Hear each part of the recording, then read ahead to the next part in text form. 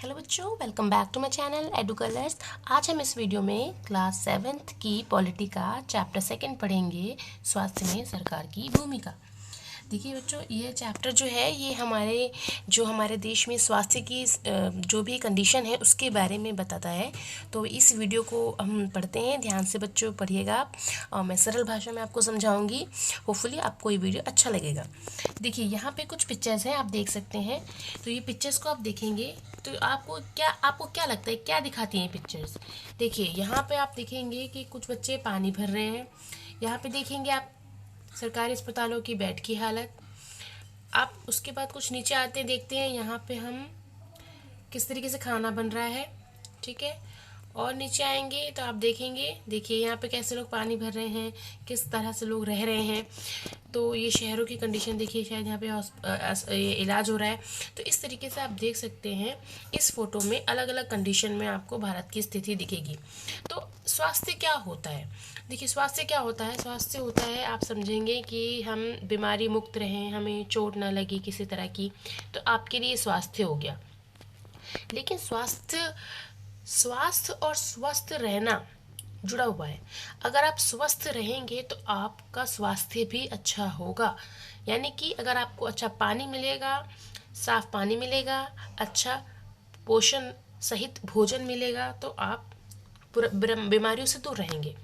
तो ये इसी तरीके से बात जो है वो जुड़ी हुई है कि अगर आप साफ पानी पीते हैं, अच्छा जीवन जीते हैं, अगर आपके आसपास का माहौल अच्छा है, वातावरण अच्छा है, सफाई है, सही खाना आपको मिल रहा है, तो आप स्वस्थ रहेंगे और आपको अन्य बीमारियां छू नहीं पाएंगी। और अगर आप उसी की जगह अगर घुटन भरी ज़िंदगी जी रहे हैं, अगर आप भरपेट भोजन नहीं खा रहे हैं, अगर आपको साफ पानी नहीं मिल रहा है, तो आपकी संभावना है कि आप बीमार पड़ सकते हैं। अब यहाँ पर दो एग्जाम्पल्स दिए हुए हैं कि भारत में स्वास्थ्य सेवाएं किस तरह से हैं। देखेंगे आप पहले कॉलम में देखेंगे तो ये बताया गया है कि भारत में तकरीबन हर साल 30,000 से ज़्यादा नए डॉक्टर डिग्री प्राप्त करते हैं। उसके इधर आप यहाँ कुछ पॉजिटिव बातें और यहाँ कुछ नेगेटिव बातें लिखी हुई हैं। तो आप यहाँ वाले में देखेंगे तो ये बताया गया है कि किस तरीके से लोग जो हैं वो ग्रामीण क्षेत्रों में डॉक्टर्स जाना नहीं चाहते हैं, और वो सिर्फ शहरी क्षेत्रों में ही इलाज करना चाहते हैं। और बहुत ग्रामीण क्षेत्रों में जो जनसंख्या के मुकाबले डॉक्टर्स बहुत कम है। उसके बाद बताते हैं कि भारत में 1950 में तकरीबन 2,717, 1991 में 11,174 और 2017 में 25,583 हॉस्पिटल्स थे। यानी कि 23,583 हॉस्पिटल इस समय यानी कि 2017 तक भारत में अभी हैं, यानी कि जिनकी संख्या ठीक है। लेकिन ग्रामीण क्षेत्रों में अभी भी नए हॉस्पिटल बनने की ज़रूरत है। बट उसके बावजूद भी भारत में हर साल तकरीबन 5 लाख लोग जो हैं वो टीबी से मर जाते हैं, टीबी की बीमारी से, ट्यूबरकुलोसिस की बीमारी से मर जाते हैं। और हर वर्ष मलेरिया के तकरीबन 20 लाख मामले सामने आते हैं। इसके अलावा भारत में बहुत सारे जो विदेशी पर्यटक हैं वो यहाँ इलाज के लिए आते हैं, क्योंकि उनको लगता है कि उनके देश में इलाज महंगा है और मे भी भारत में इलाज उनके लिए शायद सस्ता है। उसके बावजूद हम यहाँ देखते हैं कि भारत में बहुत सी ऐसी बीमारियां हैं जो गंदा पानी पीने से होती हैं, आसपास का माहौल अगर गंदा है, वातावरण गंदा है, तो उससे होती हैं, जैसे कि हैजा, पेट के कीड़े और हेपेटाइटिस की बीमारियां। भारत में दवाइयाँ बहुत प्रोड्यूस होती हैं, भारत दवाइयों का बहुत बड़ा निर्यातक है। भारत बहुत सी दवाइयाँ जो हैं वो दूसरे देशों में निर्यात करता है। बट भारत में अगर हम पोषण के लिए बोलें तो भारत में अभी भी लोगों को, बच्चों को पोषण नहीं मिल पाता है, और अल्प पोषण की वजह से बच्चे बीमार पड़ते हैं। अगर हम बीमारियों से बचाव चाहते हैं तो हमें क्या करना होगा? हमें अच्छे स्वास्थ्य केंद्र, अस्पताल, लैबोरेटरीज और एम्बुलेंस की सुविधा अच्छी होनी चाहिए ताकि वो दूर दराज के क्षेत्रों तक जा सके। ब्लड बैंक होने चाहिए, अच्छे स्वास्थ्य सेवक होने चाहिए, नर्सेस, डॉक्टर्स होने चाहिए, और अन्य लोग भी जो इस प्रोफेशन से जुड़े हैं उनको अच्छा इलाज देने की काम करना चाहिए, ताकि लोग जो हैं वो अपना अच्छा से इलाज करा सके। और हम जब बीमार पड़ते हैं तो हम इलाज के लिए इन्हीं के पास जाते हैं, तो हम इनसे ये एक्सपेक्ट करते हैं कि हमें अच्छे से स्वास्थ्य सेवाएं देंगे और हम ठीक हो जाएंगे। देखिए, एक तरफ तो हम देखते हैं कि भारत में बहुत बड़े बड़े हॉस्पिटल हैं, स्वास्थ्य केंद्र हैं, और जो इतनी बड़ी जनसंख्या है भारत की, उसको चलाने के लिए एक सफिशिएंट हमारे पास हॉस्पिटल्स हैं। बट दूसरी तरफ हम ये भी देखते हैं कि इतने विकास के बावजूद भी बहुत से लोग आज भी उचित स्वास्थ्य सेवाएं लेने में असमर्थ हैं। अब चाहे वो ये कह लीजिए कि ग्रामीण क्षेत्रों में रहते हैं, दूर दराज के क्षेत्रों में रहते हैं ताकि उनकी पहुंच नहीं हो पाती, या आप कह लीजिए कि गरीबी रेखा से नीचे के लोग ऐसे हैं जो बेसिक सुविधाएं जो हैं उनको नहीं मिल पाती हैं, या ज्ञान की कमी है, अनुभव की कमी है, क्या है। तो हम सारी इन्हीं चीज़ों के बारे में आज इस वीडियो में थोड़ा और डिटेल में पढ़ेंगे। ये देखिए, ये हाकिम शेख की कहानी आप देख रहे हैं।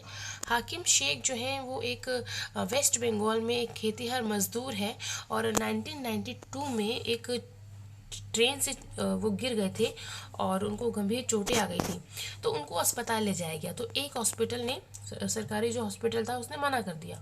उसी तरीके से 14 घंटे के बीच में तकरीबन उन्होंने 8 हॉस्पिटल लेके गए, लेकिन 8 के 8 सरकारी अस्पताल ने उनको एडमिट करने से मना कर दिया। तो उनको फाइनली एक प्राइवेट हॉस्पिटल में ले जाया गया, जहां उन पे जो इलाज का खर्च था वो काफ़ी आ गया।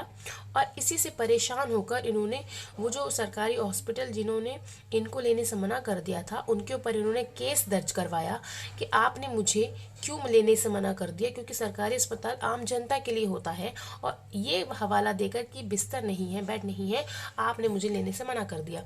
और इसी से परेशान होकर ये बोला गया हाकिम शेख ने कि अब मैं आपके ऊपर केस करूँगा। बच्चों, यहाँ पर एक छोटी सी स्टोरी है, इसके बारे में मैं आपको बताती हूँ। यहाँ 2 दोस्त हैं, अमन और रंजन। रंजन अच्छे परिवार से है, संपन्न परिवार से है, जबकि अमन जो है वो एक गरीब परिवार से ताल्लुक़ रखता है। तो अब वो दोनों कई दिनों बाद मिले हैं, क्योंकि वो दोनों ही बीमार पड़ गए थे। अमन एक सरकारी अस्पताल में इलाज के लिए गया और रंजन एक प्राइवेट हॉस्पिटल में गया।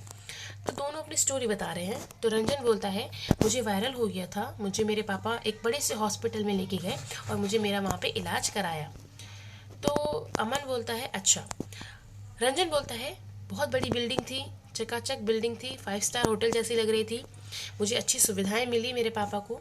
हमने रिसेप्शन डेस्क पे ही पापा ने पैसे दे दिए थे। उसके बाद हम डॉक्टर के पास गए और डॉक्टर ने हमारा अच्छा इलाज किया।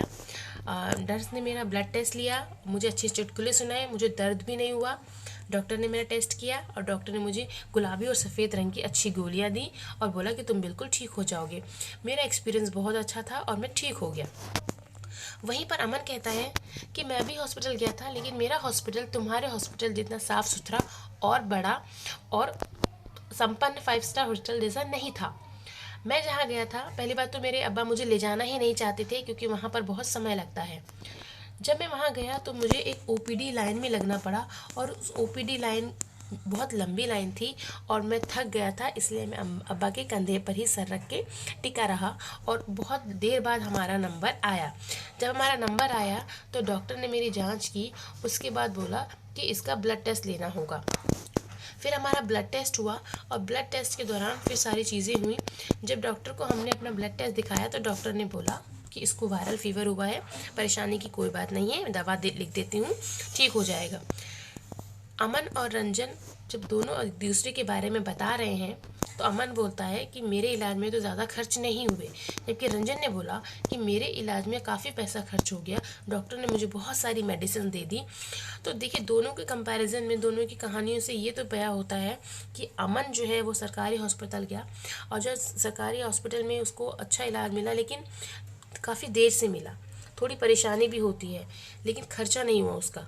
जबकि रंजन, उसको एक दिन में ही वो गया और उसने डॉक्टर को दिखा के मेडिसिन ले ली, लेकिन उसका खर्चा काफ़ी हो गया। अब भारत में 2 तरह की स्वास्थ्य सेवाएं हैं, सार्वजनिक और निजी स्वास्थ्य सेवाएं। तो चलिए पहले सार्वजनिक की बात कर लेते हैं। सार्वजनिक, जैसे कि नाम से ही पता है कि ये एक ऐसी स्वास्थ्य सेवाएं हैं जहाँ पर जो लोग हैं मुफ्त में अपना इलाज करा सकते हैं और उनको किसी तरह का ज़्यादा पैसा नहीं देना पड़ता। गरीबी से रेखा से जो नीचे लोग हैं या जो गरीब तबके के लोग हैं वो इसी हॉस्पिटल में जाना प्रेफर करते हैं, पसंद करते हैं। और यहाँ पर साधारण से लेकर जो विशेष देखभाल होती है बीमारियों की, उन सब चीज़ों का ध्यान रखा जाता है। और ग्रामीण क्षेत्र में ऐसे कई गाँव में ऐसे कई हॉस्पिटल हैं जहाँ पर इस तरह से हॉस्पिटल्स हैं। जिला स्तर पर भी कई अस्पताल हैं जो स्वास्थ्य केंद्रों की तरह देखरेख करते हैं। और उसी तरीके से सरकार द्वारा ये जो हॉस्पिटल हैं ये चलाए जाते हैं। यहाँ पे गरीब तबके के लोग अपना इलाज करा सकते हैं। यहाँ पर जो स्वास्थ्य सेवाएं होती हैं उनका मुख्य काम होता है, जैसे जो मान लीजिए बीमारियाँ चल रही हैं, जैसे कि टीबी की है बीमारी या मलेरिया की बीमारी है या पीलिया, दस्त, हैजा, चिकनगुनिया, ये फैलता है तो काफ़ी एक समय के लिए फैलता है। तो उस टाइम पर क्या करते हैं ये लोग घर घर जाके देखते हैं कि कोई मरीज़ तो नहीं है। या मान लीजिए मलेरिया हो रहा है, चिकनगुनिया हो रहा है, तो मच्छर की वजह से होता है। तो अगर आप घरों घरों में जाते हैं और देखते हैं कि आपके कूलर की या पानी की टंकी में कोई पानी तो नहीं जमा है, तो ये जो काम है ये सारा स्वास्थ्य केंद्र देखते हैं कि आसपास के जो उनके गली मोहल्ले हैं वो साफ़ रहें और इस तरीके से इन बीमारियों को बढ़ने से रोका जा सके। हमारे संविधान के अनुसार भी लोगों के हित को सुनिश्चित करना और सबको स्वास्थ्य सेवाएं प्रदान करना सरकार का प्राथमिक कर्तव्य है। और ये सार्वजनिक सुविधाएं, सार्वजनिक हॉस्पिटल यही काम करते हैं। और अदालत का ये कर्तव्य, अदालत ने ये भी बोला है कि सरकार का ये कर्तव्य है कि वे मरीजों को अच्छी स्वास्थ्य सेवाएं दें। अचानक के इलाज में जो भी सुविधा दी जाती है वो सरकार मुहैया कराए। और हाकिम शेख के मामले में भी यही हुआ। जब हाकिम शेख को सरकारी अस्पताल ने लेने से मना कर दिया तो उसके ऊपर जो भी खर्चा हुआ उसका काफ़ी खर्चा हो गया, तो उसने अदालत में मुकदमा दायर करा इन सरकारी अस्पतालों के खिलाफ।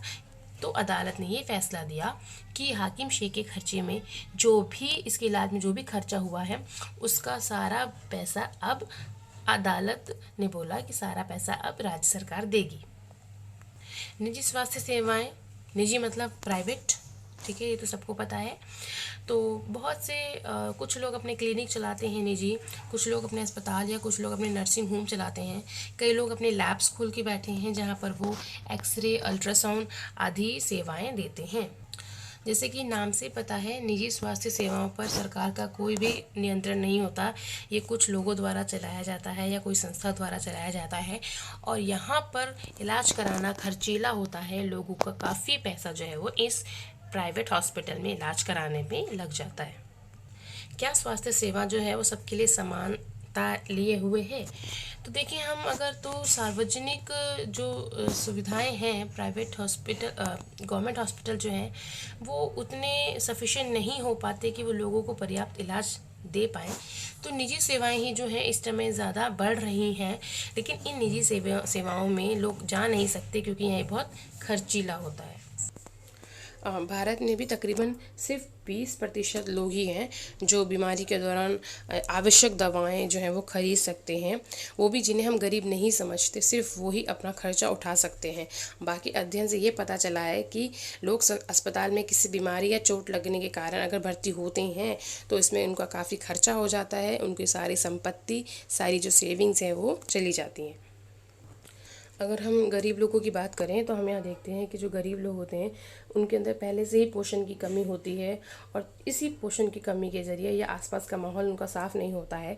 इसी की वजह से उनका जो बीमारियां हैं उनके अंदर धीरे धीरे पनपती हैं। और ये बीमारी इतनी मुसीबत बन जाती है इनके लिए कि ये इसका जो खर्चा होता है वो नहीं उठा पाते हैं। आप यहाँ देख सकते हैं, यहाँ पे एक फ़ोटो है और इसमें आप देखिए कि किस तरीके से एक व्यक्ति जो है, एक वो बगल में उसकी वाइफ है और ये गर्भवती है और ये अपनी वाइफ को पैदल लेके जा रहा है क्योंकि कोई भी ऐसी सुविधा नहीं है कि जो महिला है किसी गाड़ी या एम्बुलेंस के ज़रिए जो है वो हॉस्पिटल या किसी नर्सिंग होम पहुंच पाए। तो देखिए, इस तरह की स्थिति ये बयां करता है हमारा कि ये ग्रामीण क्षेत्र में आज भी हालात कैसे हैं। अब हम बात करते हैं केरल की। केरल में एक अच्छा एक्सपीरियंस किया गया। 1996 में केरल में क्या किया गया कि बजट, जितना भी केरल का जो बजट था उसका 40% बजट जो है वो पंचायतों को दे दिया गया। उनको बोला गया कि आप अपने स्तर पर शिक्षा के लिए, पीने का साफ़ पानी, अच्छा खाना, औरतों के लिए विकास के लिए, शिक्षा के लिए काम कीजिए। क्योंकि अगर जो निम्न स्तर है अगर वो सही रहेगा, क्योंकि ग्रामीण क्षेत्रों में हम देखते हैं पोषण की कमी ज़्यादा देखते हैं, शिक्षा का अभाव देखते हैं, या स्वास्थ्य केंद्र जो है वहाँ पे काम कम होता है या लोगों को सुविधा नहीं मिल पाती, तो अगर उस ग्राउंड लेवल पर अगर काम किया जाएगा तो लोग जो हैं वो अच्छे से स्वस्थ हो पाएंगे। तो पंचायती स्तर पर 40% बजट का दे देना बहुत बड़ी बात है, और केरल ने ये चीज़ की, तो इस तरीके से उसका जो रिज़ल्ट आया वो काफ़ी अच्छा आया, और इस चीज़ के लिए केरल की काफ़ी प्रशंसा हुई, तो ये चीज़ जो है वो की गई। दूसरी तरफ हम देखते हैं Costa Rica. Costa Rica central America का एक सबसे स्वस्थ देश माना जाता है। क्यों माना जाता है? क्योंकि इन्होंने क्या किया, देखिए सब कंट्री अपनी अपनी सेना रखती है, लेकिन कोस्टा रिका ने मना कर दिया कि हम अपनी सेना नहीं रखेंगे, क्योंकि जितना भी सेना पे खर्च होता है उसकी जगह हम वो पैसा लगाएंगे लोगों की स्वास्थ्य पर, शिक्षा पर और उनकी दैनिक आवश्यकताओं को पूरा करने पर। तो ये एक अच्छा प्रशंसनीय कदम था जो कोस्टा रिका ने उठाया, और यही वजह थी कि कोस्टा रिका जो है वो सेंट्रल अमेरिका का एक सबसे स्वस्थ देश माना जाता है। तो बच्चों, यहाँ पर ये मेरा वीडियो कंप्लीट होता है।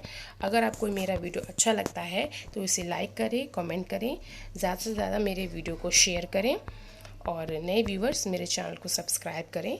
Thanks for watching.